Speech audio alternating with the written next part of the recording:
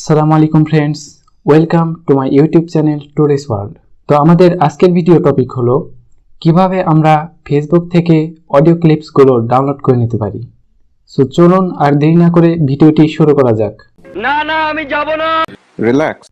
So friends, ইনবক্সে আসা audio clips বা ভয়েস মেসেজগুলোকে আপনার মোবাইল ফোনের স্টোরেজে MP3 হিসেবে সেভ করতে হলে প্রথমে আপনাকে যেতে হবে আপনার ক্রোমে, এবং ক্রোমে আপনার আইডিটি অর্থাৎ যে আইডি থেকে আপনি মেসেজটি সেভ করতে চাচ্ছেন সেই আইডিটি লগ ইন করা থাকতে হবে। সো আইডিটিতে আপনারা লগ ইন করে নেবেন। আমি আর লগ ইন প্রসেস দেখাচ্ছি না, অবশ্যই আপনারা এটি পারেন।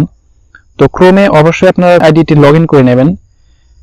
এরপর আপনার যে ইনবক্সে অর্থাৎ যার ইনবক্স থেকে আপনি ক্লিপটি সেভ করতে চাচ্ছেন সেই ইনবক্সে চলে যাবেন। তারপর আপনারা দেখতে পাবেন আপনাদের অডিও ক্লিপটি অর্থাৎ ভয়েস মেসেজটি ঠিক এরকম ভাবে শো হবে। তো এখান থেকে আপনারা অডিও ক্লিপে ক্লিক করবেন। ক্লিক করার পর একটি নতুন পেজ ওপেন হবে এবং আপনাদের সামনে লেখা উঠবে ডাউনলোড। তো এখান থেকে আমরা ডাউনলোড ক্লিক করে দেব এবং ডাউনলোড ক্লিক করার সাথে সাথে এটি দেখবেন হয়ে গিয়েছে। তো এরপর আপনারা এটিকে প্লে করতে পারবেন এবং এটিকে খুঁজে পাবেন আপনারা আপনাদের ফোনের ফাইল ম্যানেজারের ভিতরে আর সেখান থেকে ডাউনলোডসের ভিতরে। তো ফ্রেন্ডস, আপনারা তখন দেখলেন কিভাবে আমরা আমাদের ফেসবুক থেকে অডিও ক্লিপসগুলো অতি সহজে ডাউনলোড করে নিতে পারি।